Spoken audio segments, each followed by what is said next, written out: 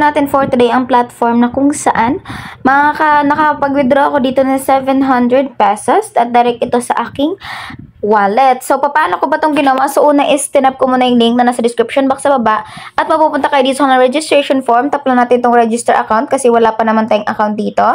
And then, maglagay lang tayo ng ating mobile number. Tumauna tayo sa 9 sa password and then sa login password. Again, dapat same yan. Verification code, yung mga number na lagay nyo dyan and then register an account lang. And then, makakapasok na tayo sa kanang platform na kung saan malaki yung libreng ibibigay sa atin ng kanang platform na kung saan 100 pesos.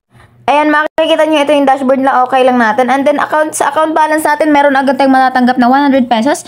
Libreng-libre ito. So, ngayon, paano ba ako kumita dito? So, ang unang-una yung titignan nyo is dito sa check-in diary. So, sa ating check-in diary, meron tayong makukuhang 5 pesos for daily check-in. Nakakuha tayo agad dito ng 5 pesos dagdag sa ating account balance. So, 105 yung nakuha natin dito na libre pagka-sign up natin. At ang paraan ng pagkataan dito ay dalawa lamang. So, meron tayong una ditong libreng kitaan na kung saan dito sa kanilang team, na kung saan ang kanilang referral commission is 30%, 2%, 1% na kung saan ang level 1 ang 30%, 2% sa level 2, and 1% sa level 3. Ang kailangan lamang natin gawin is i-copy lang natin yung ating link at i-paste natin sa lahat ng social media platform para kumita tayo ng unlimited earnings dito nang wala tayong nilalabas na puhunan. So, I recommend na dito talaga kayo magmalakasan, lalong-lalo na at hindi naman kayo maglalabas na pera dito. Ang kailangan nyo lang naman is magsipag na mag-refer ng iyong mga friends. At kung hindi ka naman mahilig na mag-refer, gusto mo lang maghintay na kumita dito sa kanang platform, meron din naman silang mga product dito. So, sa kanilang mga product, gagawin mo is maglalabas ka ng pera, purchase mo, then hihintayin mo na kumita ang product na binili mo sa mga susunod na araw na paggamit mo ng kanilang platform. So, ang pinakamura lang product dito is si 400 pesos mini nautical series. So, ito yung unang product nila na kung saan ang daily income niya is 100. So, be reminded na ang kanilang withdrawal dito per day is 150 pesos. So, kailangan natin ng daily income na kung saan lagpas siya sa 150 pesos para maka-withdraw tayo daily at paunti-unti nating mabawi yung ating pinuhunan dito. So, ang pangalawang product dito na lagpas na 150 ang daily income si mini nautical series O2 na kung saan ang presyo niya is 900 pesos. And then, ang daily income niya is 238. So, sa 4 days is mababawi na natin ang ating puhunan dito. At dito naman ang pinakamahal nila is ang Pro City Series O2 na kung saan nagkakalaga siya ng 36,500 na ang daily niya is 14,600. So, 3 days bawi na natin ang ating puhunan plus sa commission na ating kikitain dito. At kapag nakapili na kayo, tap nyo lang yung purchase and then i-confirm lang natin.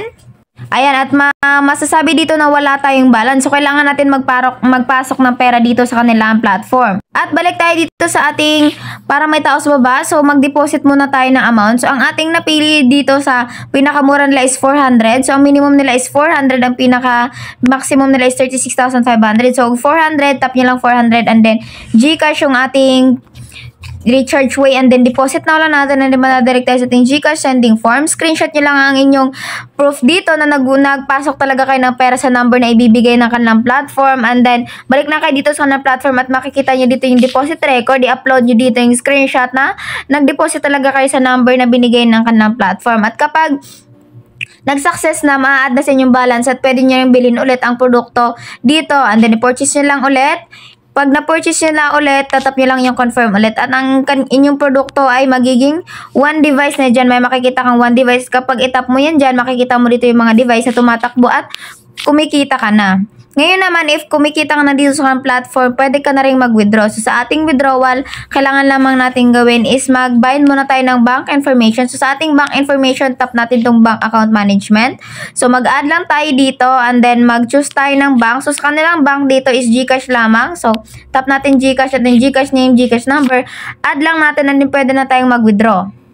Ayan, at kapag kumikita na tayo dito, pwede na tayo makapag-withdraw. So, ako is meron na akong 855. So, choose lang natin bank account. Ayan, at makikita nyo dyan kung magkano na lang yung pwede nating withdrawin. So, meron tayong tax na 13%.